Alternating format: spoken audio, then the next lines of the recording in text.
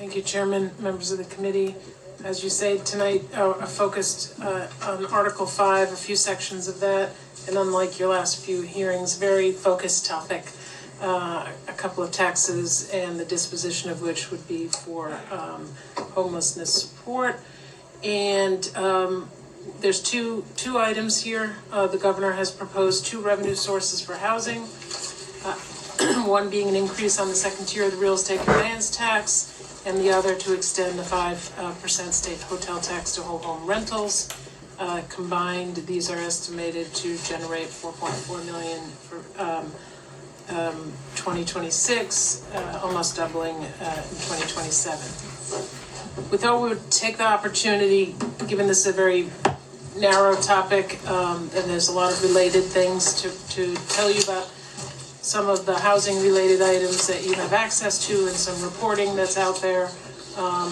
You know that our own documents brought in a housing report the last few years, so we've been updating that every year, trying to give you a sense of all the funds that have been dedicated to this purpose. There are reports submitted by the Department of Housing, a number of those, and then others that come from non-state entities. And so there's a lot of information out there on housing, so we've just kind of listed them there. And then just as a reminder, your own work on housing issues, special commissions, house commissions, land use, housing affordability, short-term rental, and the residential landlord and tenant. So there's a number of items going on concurrently, and I just wanted to remind you of those as we work through these particular proposals. There's also a quick timeline on the different establishment of housing entities as a reminder to you about how this has evolved and how you have back in 2023 created the Department of Housing. So the governor's recommendation moves a restricted receipt account back in 2025. For the 2025 budget, you heard a proposal towards the end of the session, a budget amendment, whereby the governor had recommended some movement of restricted accounts and the whole home rental exemption. You adopted a portion of that by allowing that the restricted accounts go under Department of Housing control after submission of a new housing reorganization plan that was submitted by the required date.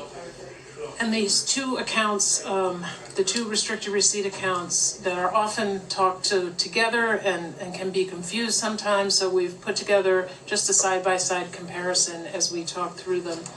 The Housing Resources and Homelessness account dates back to 2014. It is funded from 30 cents of the base real estate conveyance tax. Its uses in statute are for housing and homelessness initiatives, rent subsidies, shelter, and lead mitigation. It had been under the authority of the Housing Resources Commission. Last year, as I said, you authorized that control go to the department after they met some benchmarks. That funding, it generated, the revenues from that tax is $6.1 million expected for 2026. Then you have the Housing Production Fund. That was created in 2021. That was created out of a second tier of the real estate conveyance tax. That is for housing and municipal assistance for households under 80% of area median income. The Housing Resources Commission Coordinating Committee, Rhode Island Housing, those are the entities involved in that, and that is expected to generate $4.6 million under current law in 2026. A brief recap of some of the money that's been generated in the last few years under these two accounts and what's been spent and what might still be yet to be obligated of money that's already been generated.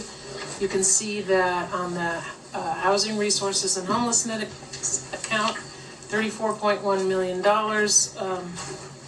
has been generated between 2021 and 2024.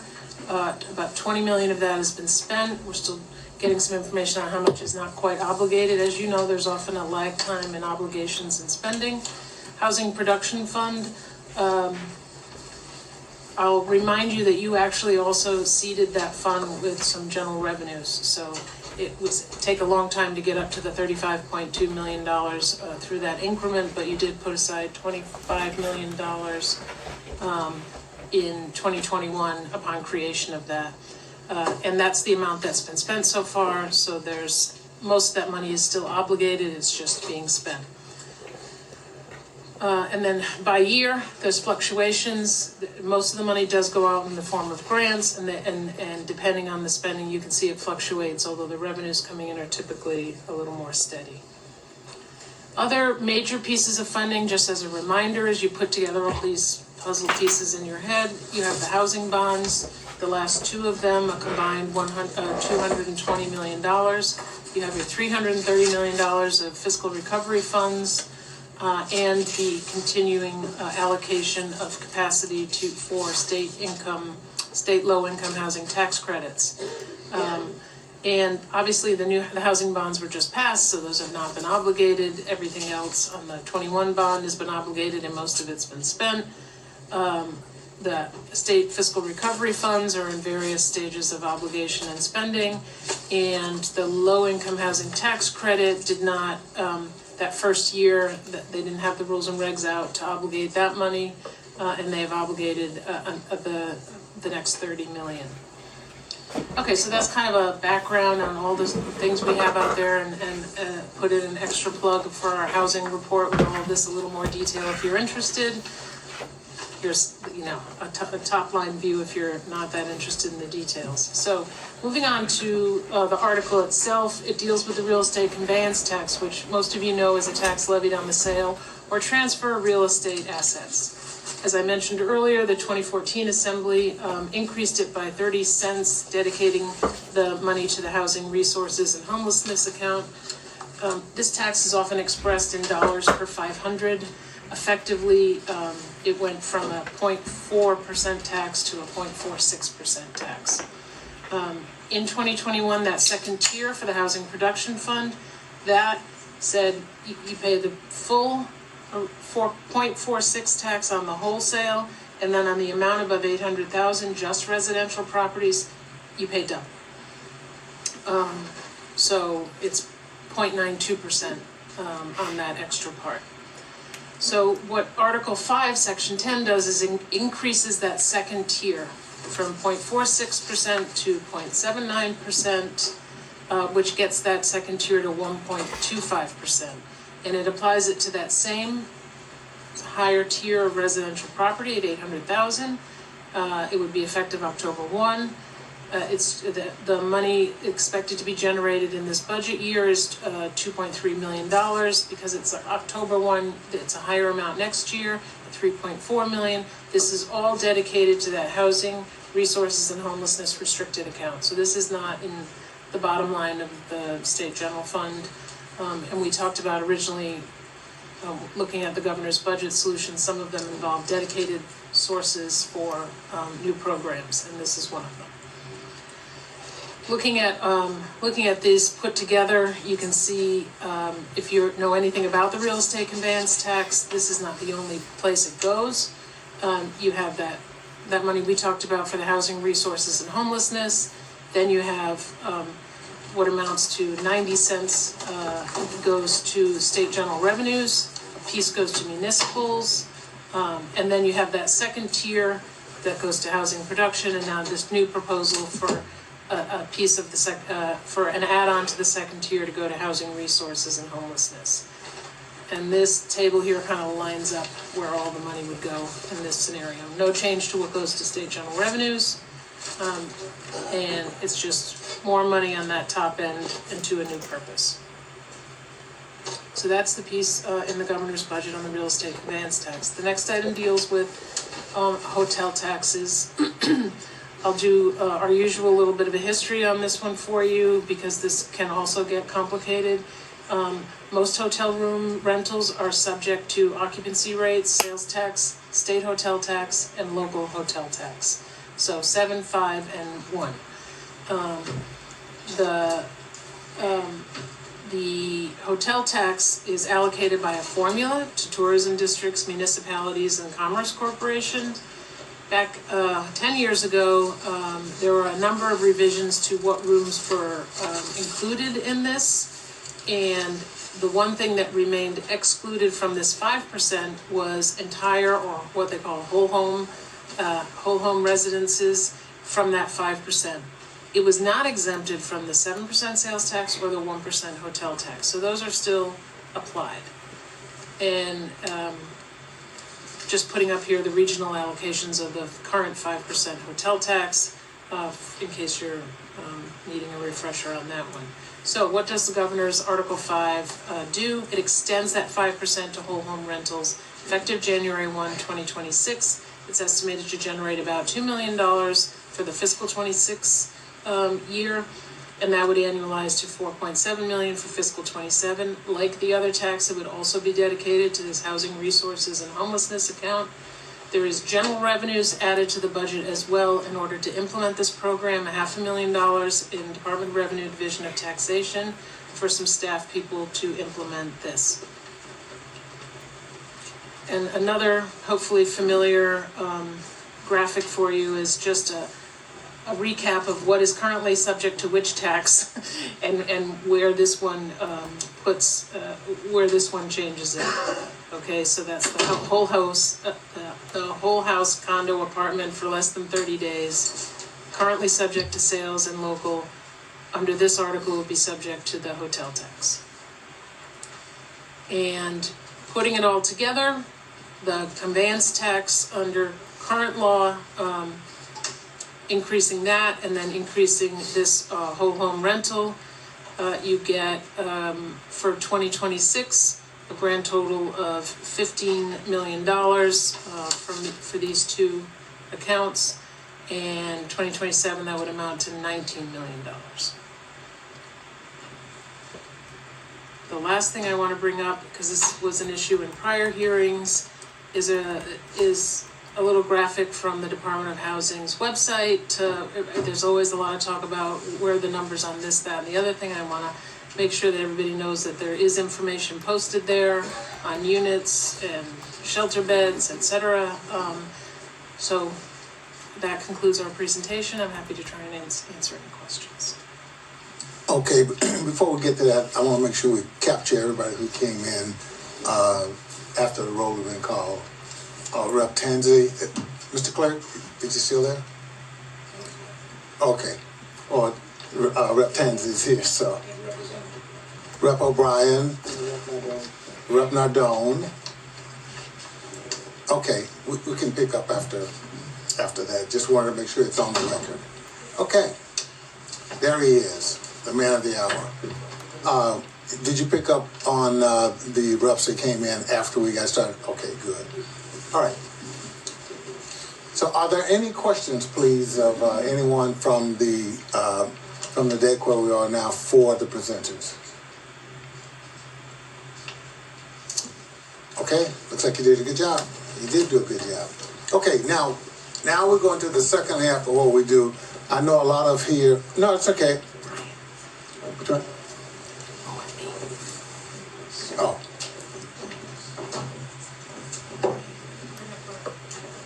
Okay, that's right. Before we do that, Brian is here. I'm sorry. It's been a long day already.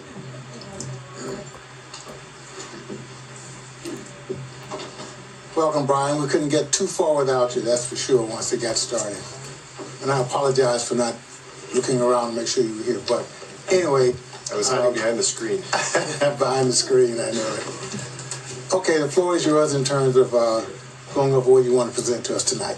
Great. Thank you, Mr. Chairman, members of the committee. I'm Brian Daniels, Director of the Office of Management and Budget. I am joined by Deborah Goddard, Secretary of the Department of Housing.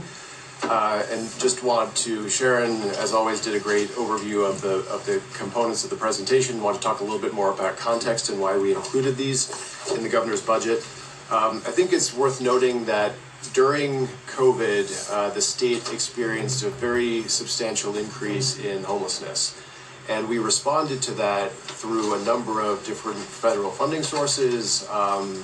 One of the largest was state fiscal recovery funds. So for the state's $1.13 billion allocation that we received in state fiscal recovery funds, $330 million went to housing initiatives, so nearly 30%, And of that $330 million, about $76 million went to various homelessness support initiatives, including homelessness assistance, homelessness infrastructure, and municipal homelessness support. As everybody knows, the state fiscal recovery funds are a one-time funding source. The funds that remain to be programmed are expected to be spent throughout the next year or so, meaning that we do have a shortfall in fiscal year 26. Now, we don't expect that we're going to be able to maintain that same higher level. Unfortunately, there are many things that we funded in state fiscal recovery funds that we can't fully backfill with general revenue. But the governor does feel that it's important that we maintain some steady presence and support for homelessness assistance programs. And so that's why we have these two dedicated revenue sources today. As you heard, one of them we did last year. This is the whole home short-term rental tax. It is a bit baffling why we apply a 13% tax to if you rent part of your home on a short-term basis, but your whole home does not pay that extra 5% differential. So we are recommending, as you heard, to charge the full 13% with that additional 5% dedicated to the Housing Resources and Homelessness Restricted Receipt Account. As you heard, that proposal alone will provide $2.1 million in fiscal year 26 and $4.7 million in fiscal year 27. As to the real estate conveyance tax, we looked at our neighbors. Connecticut has a 1.25% real estate conveyance tax on properties over 800,000. We do have a two-tier system, as you heard, 0.46% up to 800,000, 0.92% above 800,000. So what we are recommending is moving up to the Connecticut level, 1.25 with that differential, that 0.33% also dedicated to the Housing Resources and Homelessness Restricted Receipt Account. That provides $2.3 million in fiscal year 26 and $3.4 million in 27. One of the reasons we need to do this is, as I've already said, state fiscal recovery funds are time limited. The General Assembly did provide $10 million in homelessness services and supports in 25 and 26, so $5 million in 25 and $5 million in 26. I'm sorry, 25 and 26. But if we don't do anything, that's going to drop down. Our total funding in fiscal year 27 is only going to be about $6.3 million. So we need to make sure that we are backfilling some of this. We don't expect to have the same level of engagement. We're going to have to do things a little bit differently, as I'm sure Secretary Goddard I know she's looking at how do we right size our homelessness supports programs for a lower dollar amount. But I think the other thing to keep in mind is we're hopefully not using as many emergency shelter beds. We're trying to move people into housing as opposed to shelters. So long term, we don't think we're going to need to be spending $25 million per year as we have been now on homelessness. We will be able to have a lower amount, but that also is contingent upon making the investments in housing, overall housing production, so that people have places to live. And also homelessness prevention. A lot of the things that we're working on, I think, also are homelessness prevention. So that's an overview. Happy to take any questions. Secretary Goddard is also happy to take any questions. Okay, thank you very much, Brian. I appreciate that. Are there any questions from anyone? Rep. Edwards, please. Thank you, Chairman. Is there any local distribution of these funds? Like if people are renting these whole homes in certain locations, even if it's by county, is there any local distribution of those funds? No, the entire 5% amount would go to the housing. I have to get it right because as Sharon pointed out, there's two funds that have very similar names. The Housing Resources and Homelessness Restricted Receipt Account. So it would go, all that 5% would go to there. It is unlike the hotel tax where there is some other local distribution. No, you're missing my point. I'm saying when you get the money, I know the state puts it in a hold in a bank account somewhere. When the money is distributed, I know what happens with these accounts most of the time is they all go to the urban core. And those of us who are in the hinterlands usually get nothing if we're lucky at all. We do have homelessness outside of Providence, Pawtucket, Cranston, and Warwick, and Woonsocket. We do have homelessness. outside of that in the East Bay. So are we going to be able to get some of those funds or do anything to mitigate and get the people who are homeless in our locations undercover? First of all, Representative, thank you for acknowledging that homelessness exists across the state, not just in the urban core, because sometimes folks like to state otherwise. We funded every application we got this year, so our staff are happy to work with you or whomever to see where options are in your communities, absolutely. But we did not get anything that we did not fund. Okay, thank you. Thank you, Chairman. Thank you very much. Rep. Tansey, please. Thank you, Mr. Chairman, and I promise we hadn't discussed this at all. Because that's one of my lines of interest, obviously, not living in or representing the urban core areas. And I just want to build upon what Rep. Edwards had said and state it publicly, because I know I've had the opportunity to speak to the Secretary about this, but you know, we are creating public policy through how we spend our money, and that by only by concentrating that money in the urban core, we're also concentrating the issue of homelessness there. And we don't want to have the next generation have to bear the burden of our policy choices today.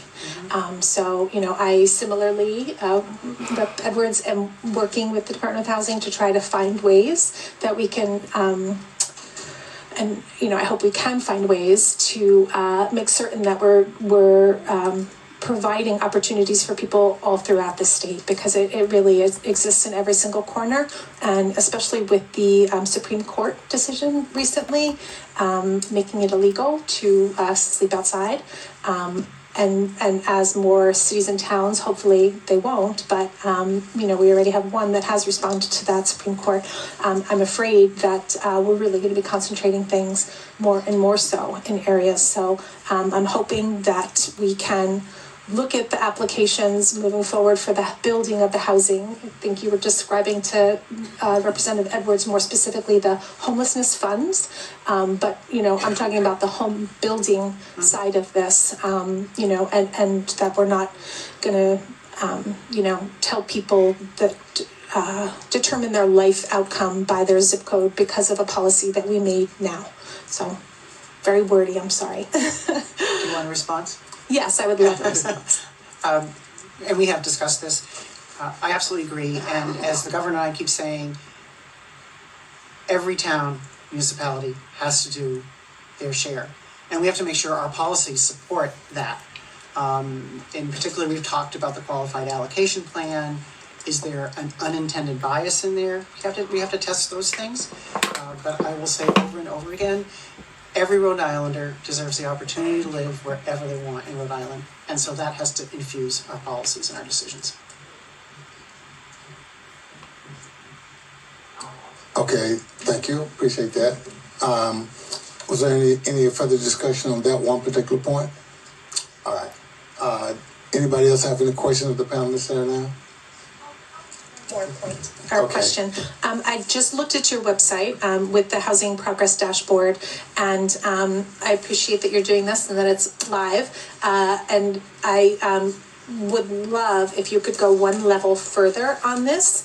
That way we could see specifically like where the beds are and such. That way, you know, we can understand better where they're located and such. I will tell you about the discussion on that point, Representative. Because this is not used to place people, we were concerned that some folks might look at it that way, and if we put the location, we could be steering people with false hope that if they go to place X, they're going to find a bed. So we can continue to talk about it, but we did think about it, and that was our thinking there. Okay, even if we could do something broadly speaking, like, you know, It was actually Warwick suggested or- today at the Housing Resource Commission, not housing, the homelessness, I'm so tired, I'm sorry, Interagency Council on Homelessness, that maybe we can do a code for region. okay. So we're gonna think about that. Yeah, it's just something so that we can get a little more in depth, and I would love it if you could provide to us, you know, if it's not something that you're gonna be able to put on the website, just because I've heard, you know, there's numbers that are used, and then we have a hard time sometimes adding up where all of those beds are, so even if it's not going to be on the website, you know, I would love to be able to see, That's- we're all It's all behind that data, so it should be easy for us to get it to you. wonderful. Thank you. Okay, thank you very much. Anybody else?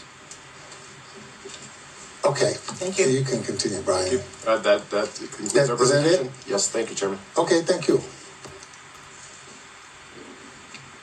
Okay, now we are in the witness part where you've come to testify, and if you keep aware, the clerk will ask and for you to come up, take a seat, and all we need from you, because as I said before, is that we've got many written answers to some of the things that we need to have. Just please give us your yes, I support it, no, I don't support it, and then we'll take it from there. And after you finish, the clerk will still call people up so that you'll be coming in a row. That's only if nobody has a question of you, and I'll try to ask that to make sure. And if not, you can retake your seat on the other side of the room. Okay, Mr. Clerk?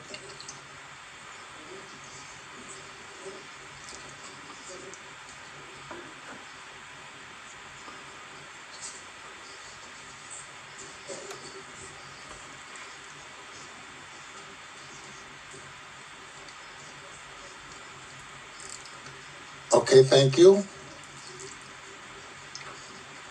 I see you gave the young lady the seat in the middle, so she must be the leader in charge. Okay, Well, we talked a little bit, Chairman. yeah. Thank you. Lynette Foy-Menard here on behalf of the Rhode Island Association of Realtors. And just a preview, to my right is Trevor Chase, who is the new advocacy manager at the association. And you're also going to hear from our president in a few minutes. I'm going to start with the short-term rental, and I'll let them handle the transfer tax. I think I can answer Brian's question. I was here in 2015. I remember why we debated for hours and decided not to charge the 5% hotel tax on the whole building, the whole home rental. Two reasons. One is that the ownership is different. Many times these are family homes. Mom, dad may have passed away, they gave it to the kids. The only way the kids can handle and keep it and be able to pay the taxes and so forth is to be able to rent it out for a few months. So we see that happening quite often. We also see folks who buy a property, especially down, Chairman, where you kind of live, everybody wants to get to the water. They see that as a retirement home. So what do? They try to rent it out for a few months so that they can pay the property taxes, do the upkeep, and then move down there and enjoy their retirement later. So it's a little bit different than a hotel. The second reason is that it looks different than a hotel. As I said many times, these are rented out for a month, sometimes 3 months at a time. There's no one down there checking you in. There's no one making your bag. It's just a different feel. Back in 2015, there were many hours spent debating that issue. And so they kind of settled on that middle and they taxed it some, but not completely. We think that was a smart decision then. We continue to believe that that is a smart decision. And we would hope that this body would keep it the way it is. I'd be happy to answer any questions when it's time. Thank you very much. Okay, we'll move on to the next. I don't see any hands. You want to go next, sir? Yes, so I'm Trevor Chase. I'm with the Realtor Association of Rhode Island and the new advocacy manager there. We are opposing the conveyance tax set at $800,000, which is currently only made up of 26 active listings at the moment. Additionally, the real estate in Rhode Island makes up about 18% of the state's gross product. Property taxes right now are about $3,600 a month. In addition to that, so that is about the fifth highest in the nation as we see right now. And then one other thing I want to point out is that our research shows that 47% of the lower middle class costs are burdened, while 87% of the lower class are also burdened. So we are, this tax would just completely burden more on the even the middle lower class as well as the lower class. So this would have definite adverse effects as well. If you have any questions, feel free to ask. But we are respectfully opposing this tax. Okay, thank you very much for your contribution. Were you about to ask a question, Rep. Nadal? Yeah, we'll go through all three first and then we'll come back. Yeah. Okay. Thank you, Mr. Chairman, members of the committee. Bill Walsh here on behalf of Rhode Island Hospitality Association, as well as the Providence Warwick Convention and Visitors Bureau. For many years, you've listened to me speak about hotel tax parity, and we from the lodging and meeting convention space do feel it is appropriate to apply the state 5% hotel tax on the whole house short-term rentals. However, we do respectfully disagree with the direction of the resources to be provided, and that by no means underscores or underappreciates the critical resources that should and hopefully continue to be provided for both people experiencing homelessness as well as to amplify housing production, which I think many of you know I love housing production. So, but as it pertains to the hospitality and tourism industries, we've been asking for years, and there's legislation that you'll hear later this session that asks to invest these resources into the existing distribution formula, which supports your local municipalities' general funds as well as the state's tourism partners. And we're going to be experiencing some rocky waters right now with some of the international travel, and we're concerned about how that may impact tourism moving forward. But you know, those resources that our tourism partners receive do drive a significant interest in the state's economy and your sales tax collections. As the slides showed and Sharon spoke earlier, a majority of the money that is derived from these hotel taxes, local hotel tax, as well as the state sales tax that is applied on these, is to the benefit of the general funds. And so, you know, the lodging industry would like to see parity amongst how everything's taxed, but we do appreciate the support for us to further drive the state's economy as well. So with that, happy to answer any questions. Thank you. Now, are there any questions for any of the witnesses before? Rep. Nardone. Yeah, this question is either for Trevor or Lynette. I don't know if either one's, it has to do with the conveyance tax. Do you know how long that's been set at 800,000? Do we know that? 2021 that's when it was set at 800,000, and It's just recent. yeah. All right, I wasn't here for I don't know. Sharon conveyed that to me when I first got. All right, but do we know how much money that brings in for the state at the present rate?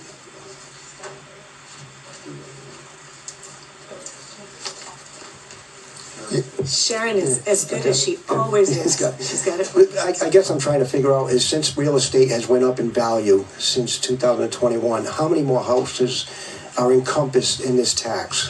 Would we know that with the real estate?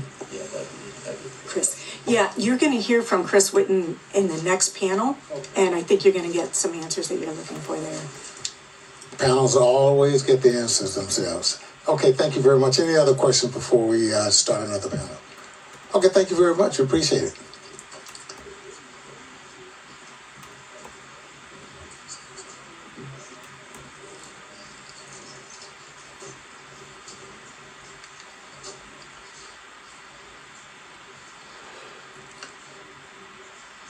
Okay, as we always say while you're getting set in your seats, we'll start from my left, your right, and then we just go across. Yes, sir.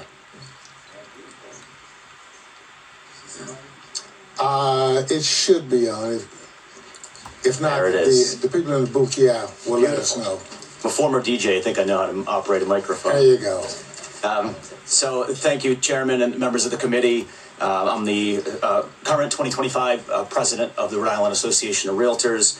I'm also a broker owner of Premier Real Estate. I've been a realtor for 16 years, a broker now for 11 years in Smithfield, and here to oppose the proposed new percentage of conveyance tax for any home over $800,000. And, you know, what I want to say, and we've been having this conversation a lot lately, is the American dream here in Rhode Island, and owning a home, gaining generational wealth is sadly dwindling as we continue on in this housing crisis. Last year, this time to today, the median home value has gone up about $50,000. That's scary. That home that I used to sell in Warwick, in North Providence, that 3-bed, 1.5 bath Cape, used to be $250,000, 10, 12, 13 years ago. Now it's $450,000, $500,000. It's getting very unaffordable. And where our concern is here with this conveyance tax is what you were alluding to is $800,000.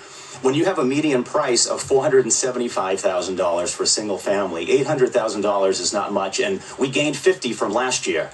So that's going to continue to go up because we're dead last in new construction in Rhode Island, dead last in permitting for new construction in Rhode Island. So we're not building enough. So even though we see across the country right now, the home values are a little stagnant, you're clearly seeing we're continuing to go up. And that's starting to hit the middle class. And you may say, well, $800,000 and above, you're probably doing all right. That is the middle class. That's about, 26% of our listings in MLS is $800,000 or more. But if you think of this, the family that was lucky enough to get generational wealth, to buy a home 3, 4, 8, 10 years ago, who has, $100, $200, $300 of $1,000 of equity in their home, that want to buy an $800,000, $900,000 house, they have to wait for something to hit the market. And if we're going to make it more hard for a home that's $850,000 to hit the market because they're being hit in their pocketbook and their wallet even more, then that home isn't going to hit the market. There's going to be reluctancy. Therefore, those people aren't going to sell. So the people with that $400,000 Cape, that is a good starter home to help that somebody could buy that and build generational wealth, have the American dream, it's going to make it all more complicated. And where we are right now with our housing crisis, we've been talking on Channel 10, Channel 12, the Projo, the American dream is on life support here in Rhode Island, and I'm fearful that this is going to make it worse. Okay, thank you for your. Thank you. Yes, ma'am. Good evening, members of the House Finance Committee. My name is Ria, and I'm here today with the Brown Initiative for Policy Home Team. And we are speaking today in support of the proposed measure to apply the 5% hotel tax to the whole home short-term rentals. This measure represents a critical step towards securing dedicated revenue to address Rhode Island's growing housing crisis, particularly as the state faces mounting financial challenges. Rhode Island's financial position has significantly shifted in the last 5 years. Before the pandemic, the state was already struggling with a structural budget deficit, but during the pandemic, an influx of federal relief funds allowed for crucial investments in housing and homelessness services. However, with the expiration of these federal funds, Rhode Island now faces a projected $398.2 million deficit in FY 2026. Without these new revenue sources existing, housing and homelessness programs are at risk of severe federal funding cuts. The proposed measure is a reasonable and sustainable solution. Currently, hotels, motels, and partial home short-term rentals are subject to the 5% hotel tax, but whole home short-term rentals are exempt, like Airbnbs. Closing this loophole would ensure tax parity across all types of short-term lodging while generating an estimated $2.1 million in the final 6 months of FY 26 and $4.7 million in FY 27. These federal funds would be administered by the Department of Housing to champion initiatives like housing production, lead hazard reduction, rental subsidies, housing retention assistance, and homelessness prevention.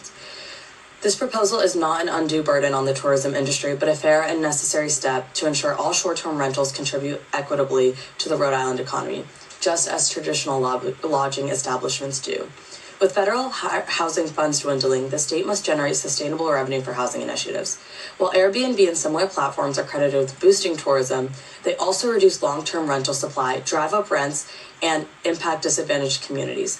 In 2016 alone, 1,300 Rhode Island Airbnb hosts earned $12 million. This incentivizes landlords to prioritize short-term rentals over long-term housing. This practice worsens housing instability and deepens economic inequality. Taxing whole home short-term rentals is not an unfair burden, but a necessary correction to mitigate their impact on affordability and displacement. This proposal cannot wait. Rhode Island's past investments like housing and state fiscal recovery funds and recent housing bond measures have been instrumental in mitigating this crisis. However, without sustained and dedicated funding, these efforts would be undermined. I urge the committee to reaffirm that they prioritize long-term stability of Rhode Island housing and homelessness programs by supporting this measure. Good night, and thank you for your time and consideration today. Thank you for your testimony. We appreciate that. Yes, sir. Good evening, Chair Abney and members of the House Finance Committee. My name is Colin Carter, and I'm the co-lead for the Brown Initiative for Policy's Housing Opportunities Made Equitable team. I come to you today in support of the proposed measure to apply the 5% hotel tax to whole home short-term rentals, as well as in support of the measure to increase the real estate conveyance tax on high-value properties. My co-lead, Rhea, has already spoken about the fiscal benefits of the tax, so I'd like to elaborate on the importance of a consistent funding source for housing development and the argument that this is an undue burden on the tourism industry. Regarding the importance of consistent funding for affordable housing, we must consider how the affordable housing sector operates. Affordable housing projects generally require major tax incentives and funding assistance to make financial sense. They often rely on federal 4% and 9% credits, and now on Rhode Island's brilliant new state LIHTC. However, these projects are also generally take many years to complete. Between the complex permitting process and the ever-changing consultation and construction costs that so acutely affects projects with these low ROIs. Therefore, developers must have stability if they want to make these projects work. With this in mind, Rhode Island must make clear to developers that throughout the development process for affordable housing, the state will be a stable partner. This increased guaranteed housing funding will both literally help developers continue production and signify the state's long-term commitment to affordable housing. In a perfect system, you would have a pipeline of projects in development, which would then begin construction when funding is available. This added funding would help us get closer to this system. Regarding the argument that this tax would be an undue burden on the Rhode Island tourism industry, I would ask that you consider the style of Rhode Island tourism. Much of Rhode Island's tourism is concentrated on our scenic beaches, and their competition logically lies in the surrounding states. Therefore, it is important to consider the taxes you would find on short-term rentals in Massachusetts and Connecticut. Currently, in Massachusetts, between a mix of municipal and state taxes, and specifically on the Cape, which is obviously where most of the beach competition lies, there's around a 10 to 15% tax on short-term rentals. Connecticut has a 15% statewide tax. This provision would implement only a 13% tax, meaning Rhode Island would continue to have a relatively low tax and lower than our rival Connecticut. With this in mind, it is incorrect to argue that this tax would put Rhode Island rentals at a major disadvantage, when the competition would literally be on the same playing field. As we look toward what will be a difficult next 4 years under increased tariffs and lower federal funding, it is imperative that the Rhode Island government aids its citizens in combating the ever-present cost of living crisis we face. As housing is the largest expense for most American families, by providing greater access to affordable housing, we can do so. This bill will help us as we fight to give Rhode Islanders the economic freedom to grow and prosper. Thank you for your time and have a good night. Thank you very much. Now, are there any questions for the staff? I'm sorry, for the witnesses that are there? Any questions? I think you guys did a wonderful job. Thank you very much for your country. Yeah.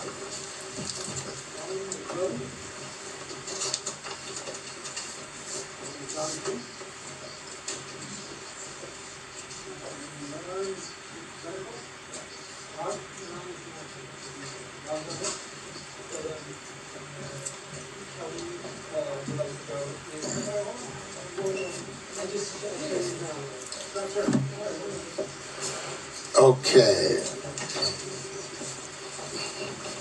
I appreciate your time. Thank you very much for coming. We can actually get started and the other person will be seated. So do you want to take off first, sir? Yeah.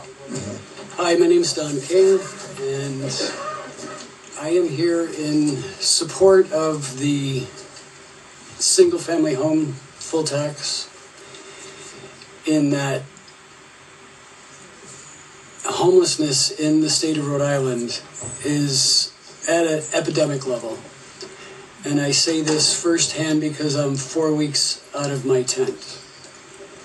Thanks to Open Doors, Crossroads, and Better Lives, Mathewson Church. It took a village. And I literally feel like they saved my life. I went through chemo in my tent. I've gone through some serious illnesses, and being 44 years HIV positive, have not felt a sense of desperation since the early 80s. There's more people out there than any of you realize. And they are at every corner, we are at every corner of this state. Homelessness is no longer due to addiction or mental illness.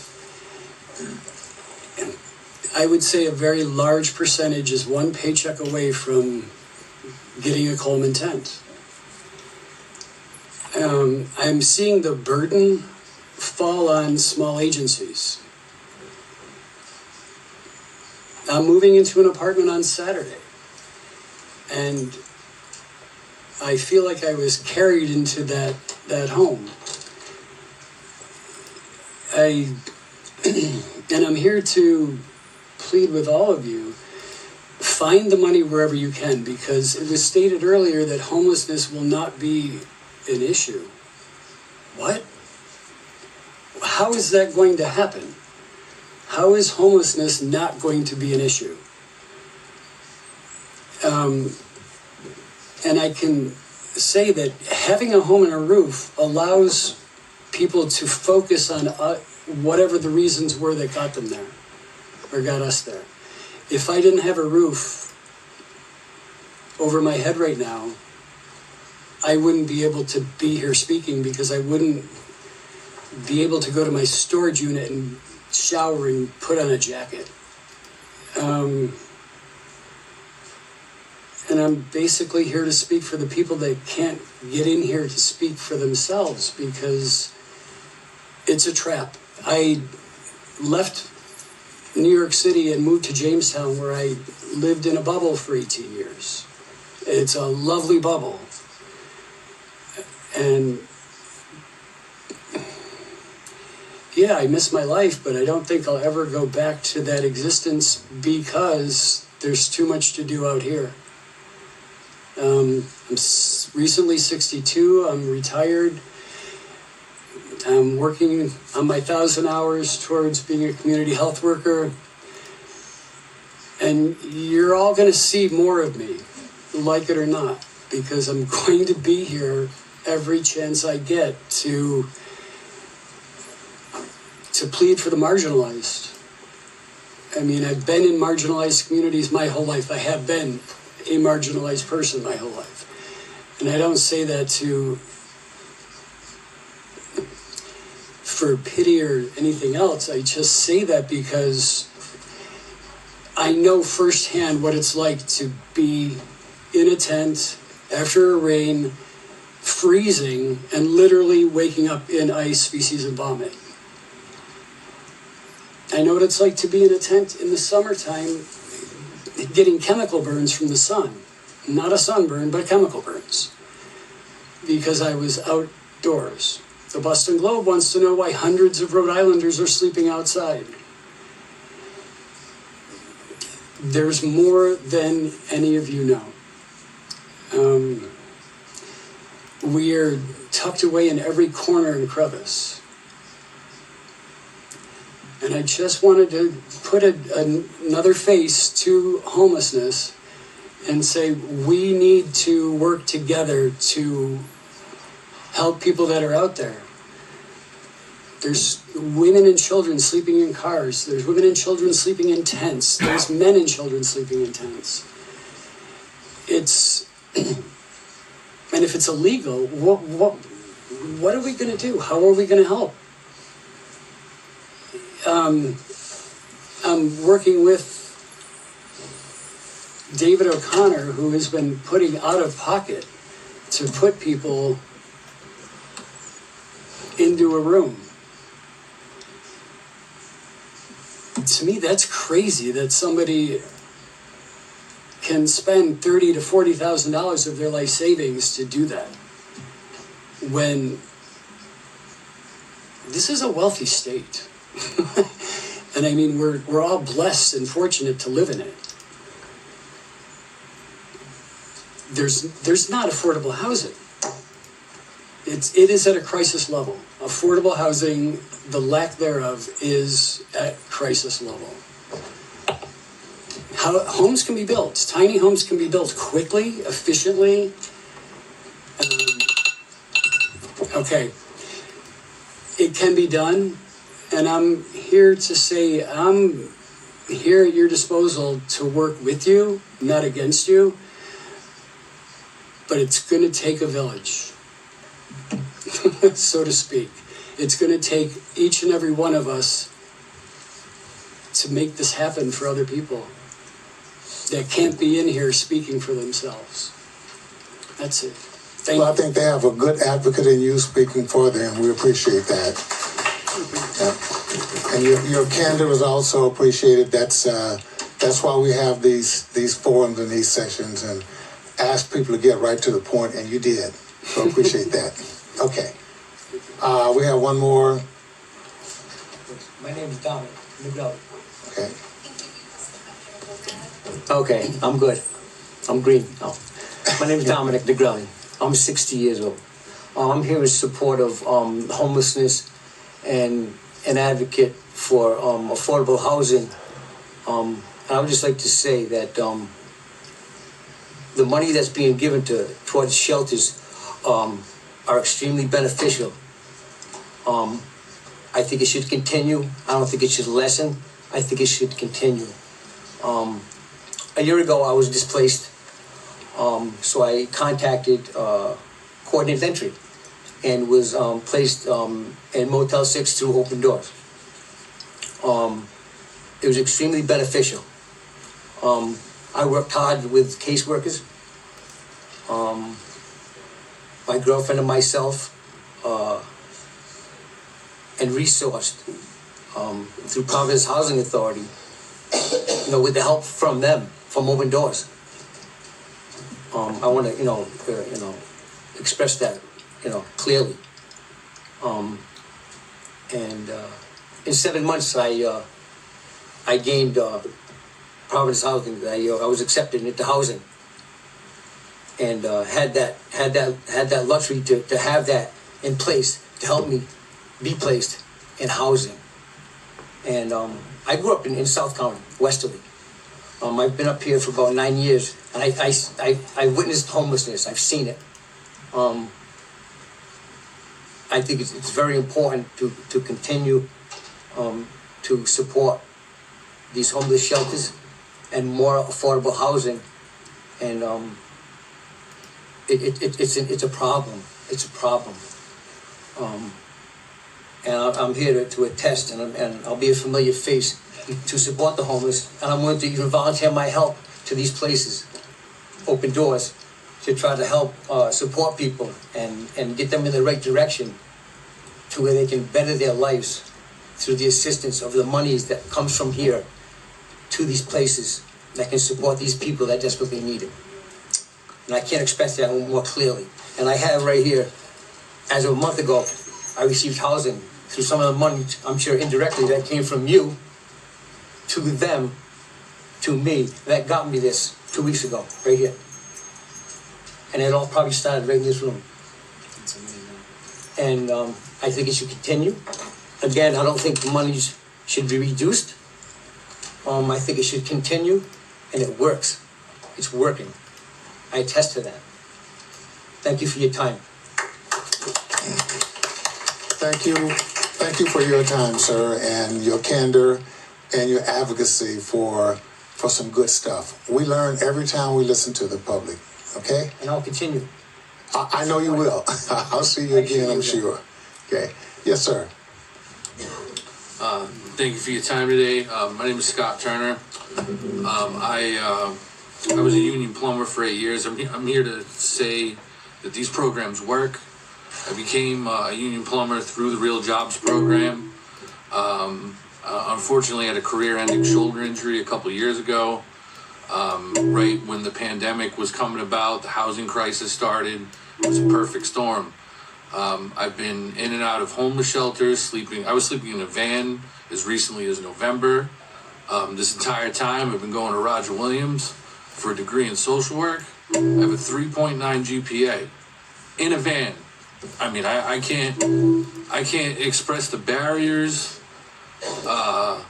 the difficulty of just getting through it on a day-to-day basis. And whatever money it is from short-term rentals and Airbnbs, it's not enough. It should be double whatever it is. The housing crisis is real. It's not drug addicts and the mentally ill. I remember one of my first jobs was in Kennedy Plaza when I was a teenager, and the homeless, when before it was Crossroads, Travelers Aid was in the alleyway. It was just a handful of homeless people. I knew who they were on a first name basis. They'd come into my work. Now it's just completely out of control. Like my colleague said, we're in every corner where and these programs work. Organizations like Project Weber, Open Doors, Amos House, they saved my life. And without it, I wouldn't be here. And you're gonna be seeing a lot of me, like him. I'm about to become a certified community healthcare worker, CPRS peer recovery specialist, and I work in prison reentry as well. So you're gonna be seeing a lot more of me as I finish my degree in social work. Thank you for your time. I hope we do see a lot more of you. All three of you gentlemen have been unbelievably great in advocating for what's good. Any questions from the panel here for the three gentlemen we have there? Did a great job. Appreciate it. Okay. Thank you. Thank you for the opportunity. You're welcome. Thank you. Okay, the clerk will now bring up the next three.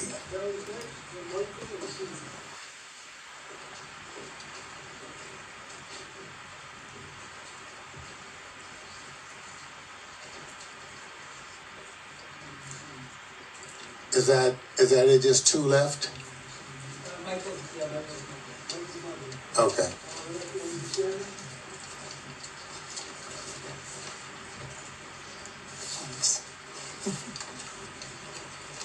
Okay, as you're settling in, you saw the routine, and I know we're going to get some good information from you. You will hear a little bell go off over if you go beyond that. We're just making sure that everybody gets a good shot at making their points known. Okay, you just start from my left, but you sit down first, so we'll take you first, ma'am. Me? Yeah. Mm-hmm. Good evening, everybody. My name is Kelly. Can you hear me? Good evening, everybody. My name is Kelly. I just want to say I'm so grateful for the safe place that I have been granted to stay at through the Open Doors and through the government's funding. I'm not homeless because I choose to not work or to pay bills or even due to my addiction. My father passed away, and due to me being disabled, I could not pay all the mortgage, the utility bills myself. So this is why, and my house got foreclosed, and due to this, it's been hard for me to find housing and stable living. If the funding is lowered, there will be less people to have a safe place to have. I truly believe that there will be more crimes committed. And as for women especially facing no shelter, there's been abuse, being robbed, and even rapes. And as for women, speaking of that, I have experienced that. So I humbly ask you, as a woman who has dealt with living on the streets and has faced very difficult times myself, as mentioned above, that we please continue to provide the funding that you have continued to do so that more people can thrive to be productive members of society. I know that we have these tiny houses, and even those are a great place to start. Anything is grateful than being from where we came from, and I greatly appreciate everything that has been done, and Open Doors has been wonderful. They've just been great, and I am just grateful for everything that has been happening. Thank you so much. Thank you. We appreciate your sharing with us your experiences. It helps a lot. Okay, now I'll go to you, sir. To the right, yes. No, I would just like to say, I ended up in the hospital because I ended up homeless because I ended up in the hospital with MRSA on my heart, and which turned into so many abscesses on my lungs. I wasn't supposed to make it the week. I was in a coma for 3 of those 4 months, but they told my wife and my brother that I wasn't going to make it. My funeral arrangements were actually made. Thank God he did. With open doors, thank God for them, because I couldn't even walk when I got out of the hospital. I'm just asking you to please keep the funding for people like us so we don't end up on the street. Thank you. Thank you very much, sir, for your testimony. Okay, you putting on the glasses. You're going to give it to me now. I can tell. Yeah. Okay. My name is Sandra Bassett. I've been homeless since 2013 after being attacked by my brother. I lived in Rhode Island all my life. Oh, I'm sorry. My name is Sandra Bassett. I've been homeless since 2013 after being attacked by my brother. I lived in Rhode Island all my life, but I've been homeless since February 12th, Super Bowl night, 2013. Taking care of myself the best I can. I sleep in my car in the summer, but it's too cold in the winter, so I go to shelters. I've been at the open door shelters for 2 years because I can't get an apartment. They ask for credit checks and 3 times the rent, and I can't afford that because I'm on a limited income from SSDI. I need people to advocate for me because of my Alzheimer's. The case manager Fabio is the best. He is so sweet, that man. So we can talk to him as much as we like. We need more resources and not less, because if this place closes down, we'll have nowhere else to go.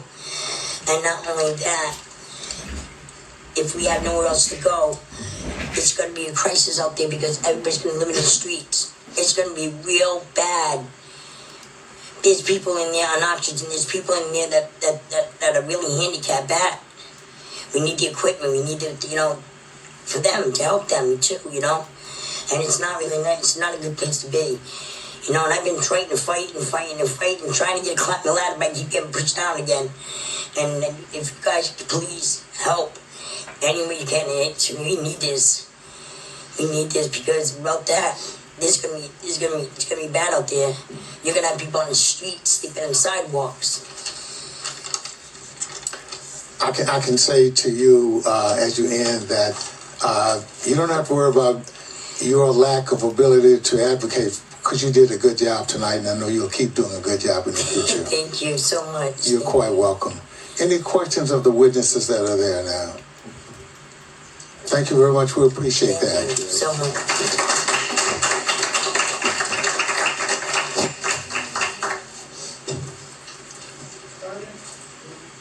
Okay, as we get ready for our next group.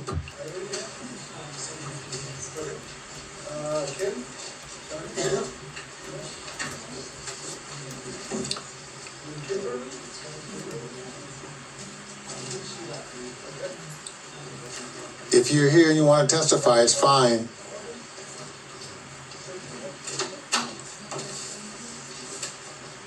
Okay. Sorry? Okay, good.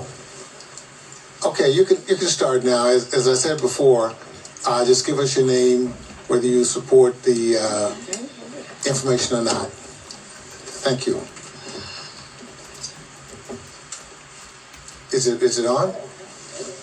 Okay. Would you like me to start? Yes, please. Sorry, I couldn't tell which direction you were looking. Yeah. Can you hear me? Yeah, I barely can. Can you hear me now? Yes, we can hear you now. Thank you. Good evening. Good evening. Chairman Abney, members of the committee. Tanya Kubasmar from the Rhode Island Coalition for Children and Families. There's an inhaler that was left on the floor before you leave. Did anybody drop an inhaler? Yes. Our 44 member organizations are strongly in support of this proposal to add to the conveyance tax, as well as create the whole house tax.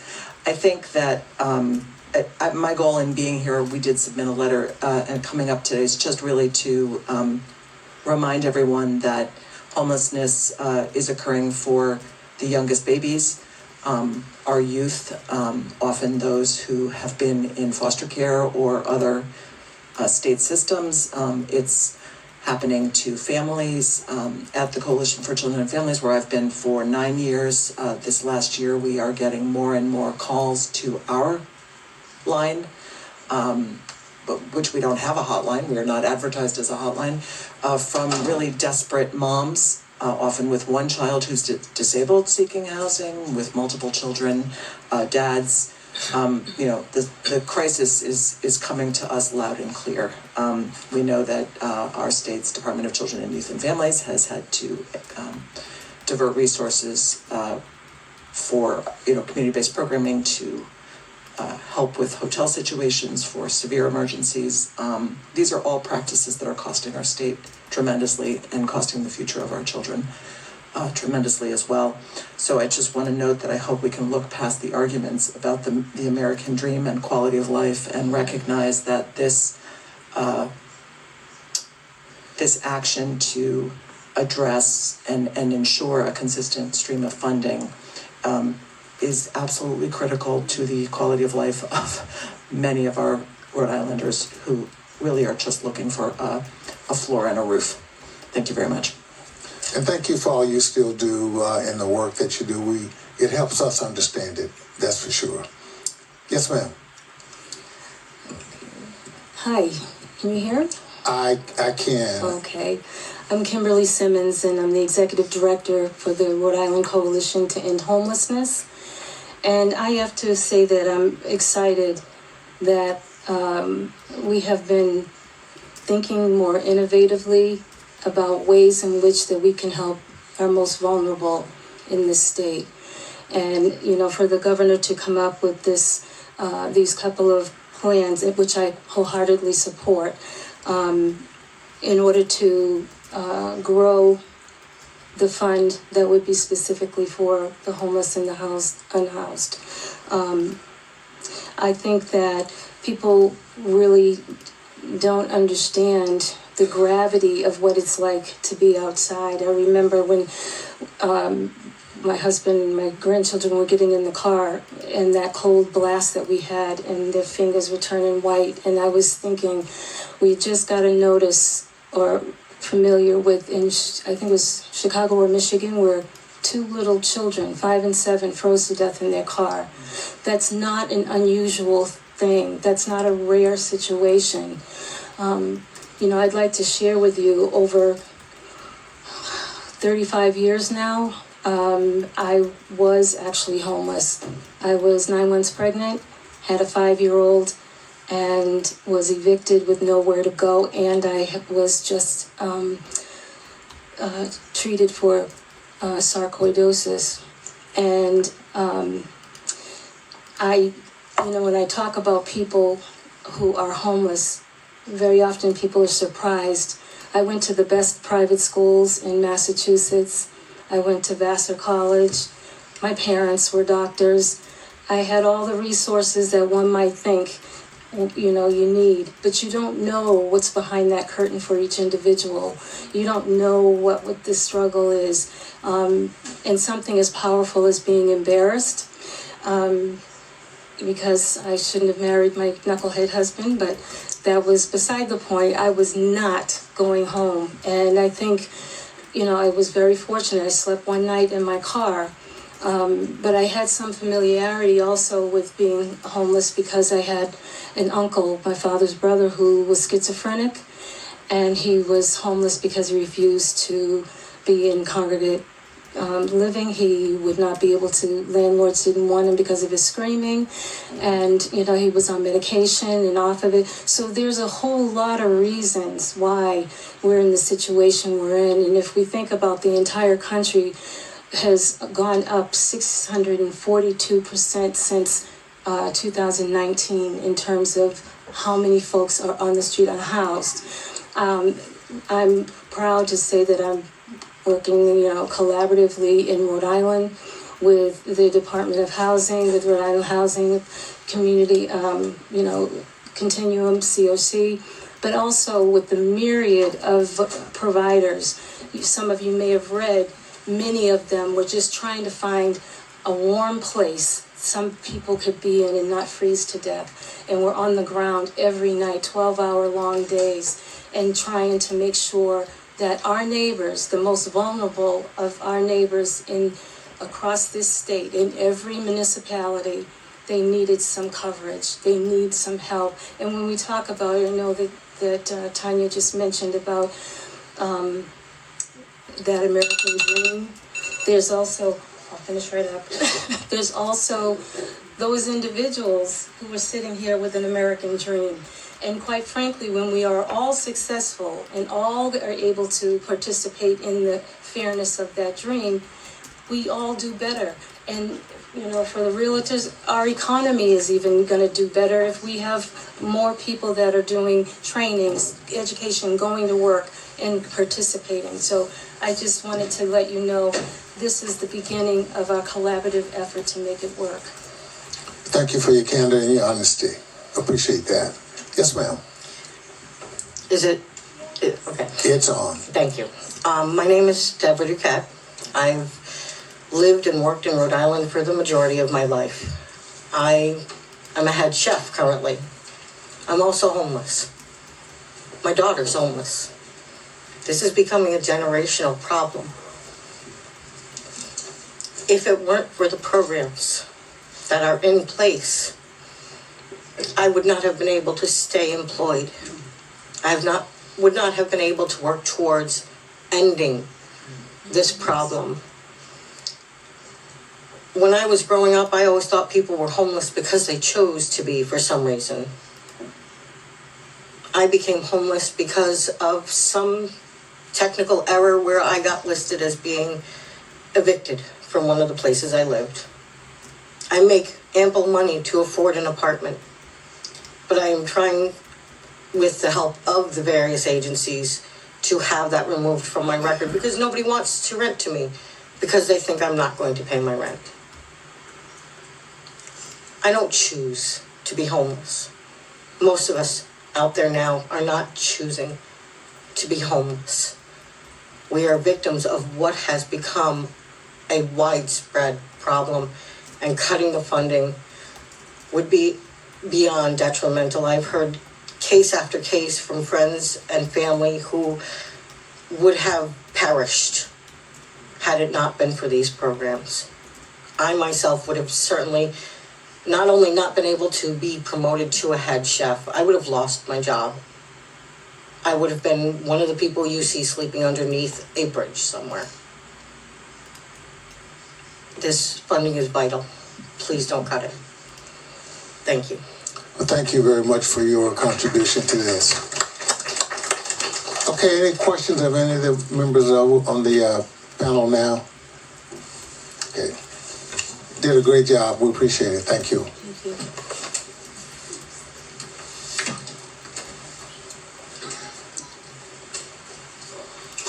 Okay, I think we're getting down to near the last wave of individuals who are here to testify.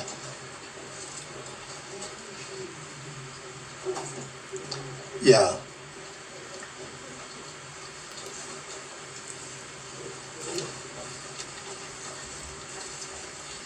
Great job. Are these the last two, Mr. Clerk? Okay, thank you. Appreciate it. Well, welcome. I think they're bringing up the cavalry now. This is really going to be. No, thank you very much for waiting. I know it's crazy, but all of you were very good in your testimony and watching the time, so that everybody would have a chance to get their say in before it got too late. So we'll start with you, sir. You were coming up in first.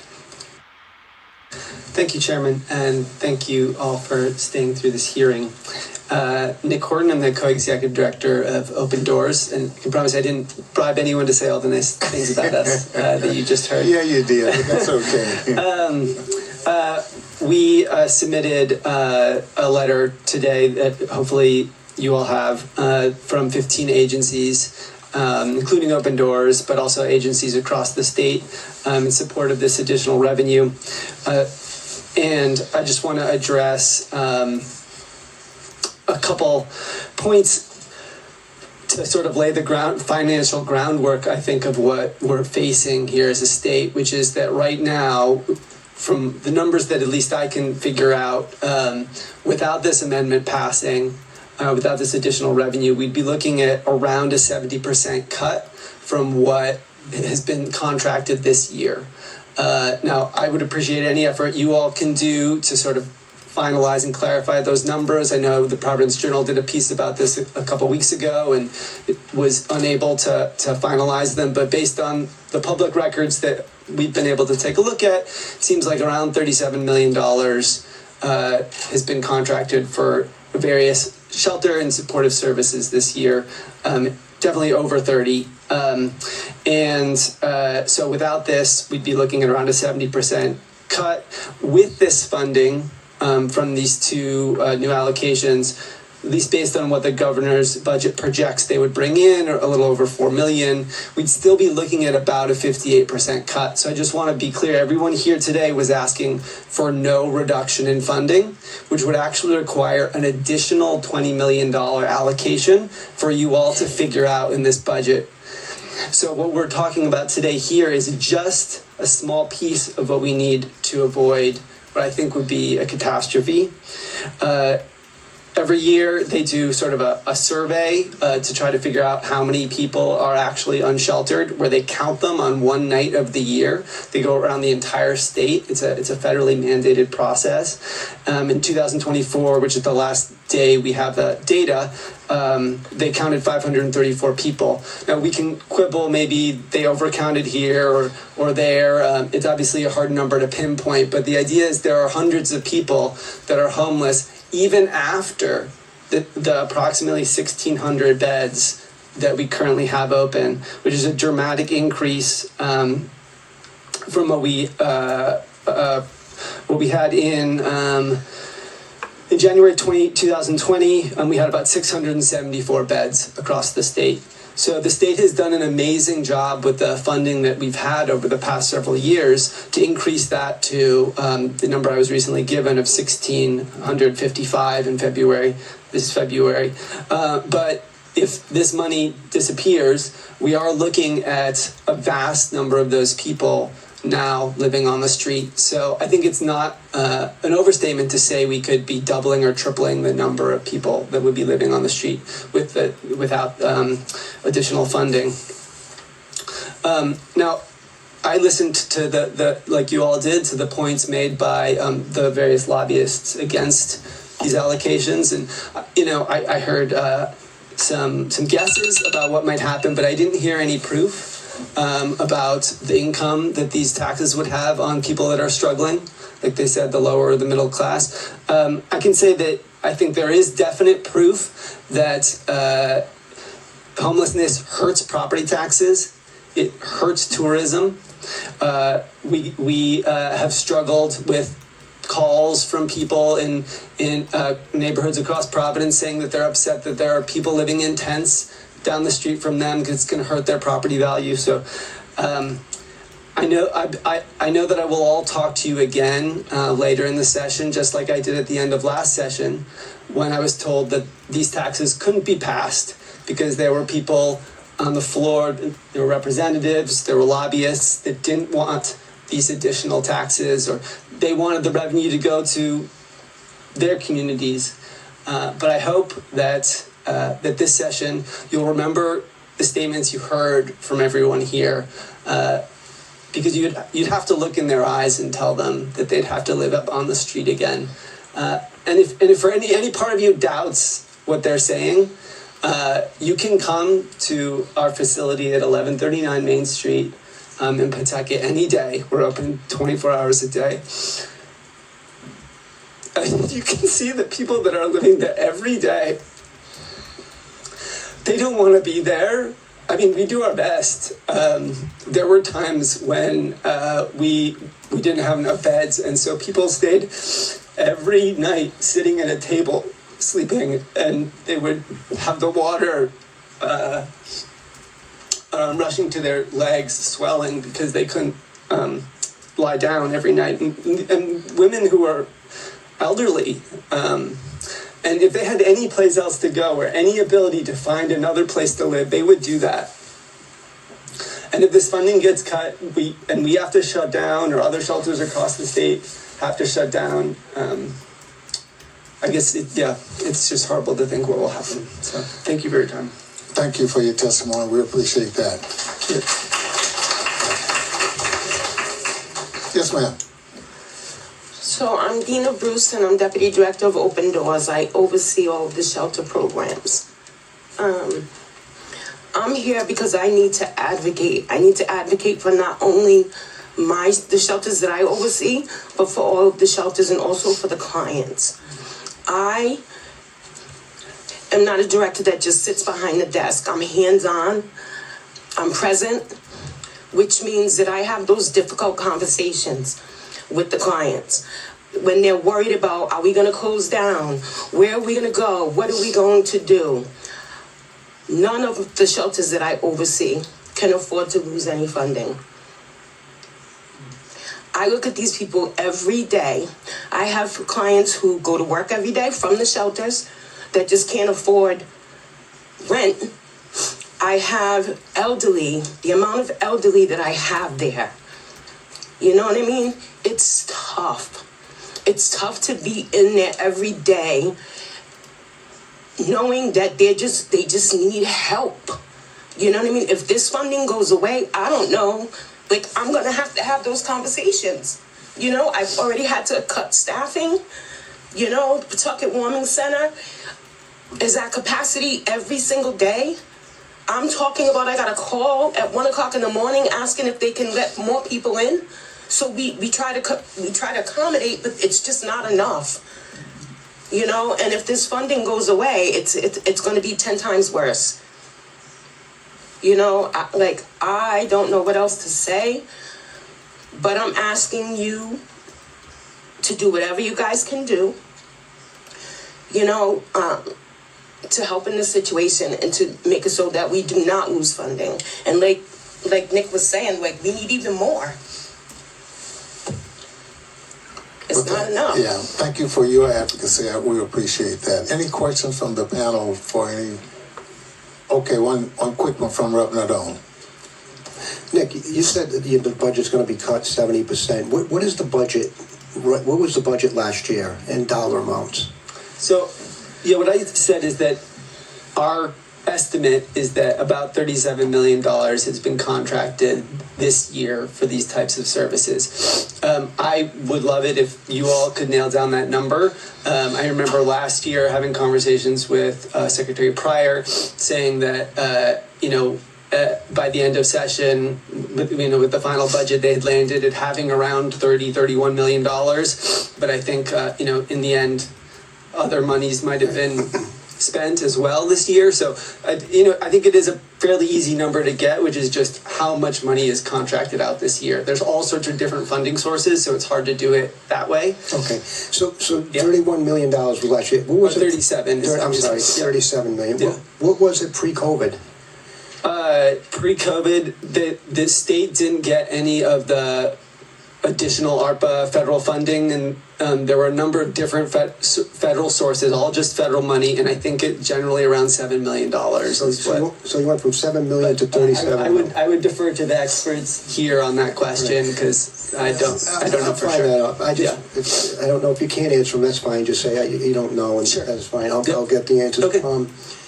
So what does it cost to house a homeless person? Do you know? Do you have a breakdown of what it costs per day per person to have them put in a bed? Yeah, each of our facilities is different. It depends on, we have one shelter where we have to ask people to leave at 7 in the morning. And so we're not open during the day. They come back at 5:30. Other shelters stay open all day. Each place is different. I would say it ranges between $30 a day per bed and $70 a day per bed. So the average between that. So it's about $48, we'll say. All right. All right. And so if you do the math, just to how much does it cost to rent an apartment and sort of compare? Unfortunately, it's not an apples to apples comparison because for one, those apartments don't exist. There aren't enough apartments. Even if everyone had enough money, they couldn't rent an apartment because there's not enough. Like a boarding house is a place where you could house someone if it was homeless? Well, so I mean, every place that can be lived in right now is lived in. So it's not you have to build more housing is really the question. So I think the proper comparison is how much does it cost to build more housing? And what I hear testimony, it's like $150,000, $300,000 a unit. So those are the numbers that you're talking about is the amount of money it would cost to build this new housing. But I can say we do try to search for like creative solutions. And so right now we're doing a master leasing project where we rent a whole house and then we sublease it to 6 people to get them out of our sober houses into their own apartments, and you're only having to pay $700 per person.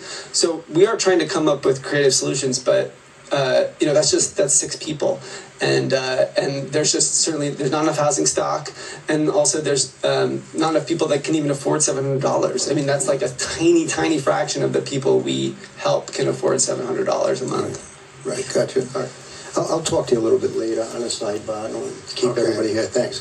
Thanks, Don. It's a great conversation. Yeah, and I just want to, looking over your 2 shoulders to the folks from the Department of Housing, to see if we can get those numbers nailed down. And that was kind of what I was trying to get at with the website, because in the past, and we're so looking forward to a turn in the page and creating a new wonderful relationship, we haven't been able to get the details, the hard numbers, and it makes it very difficult for us to do our jobs.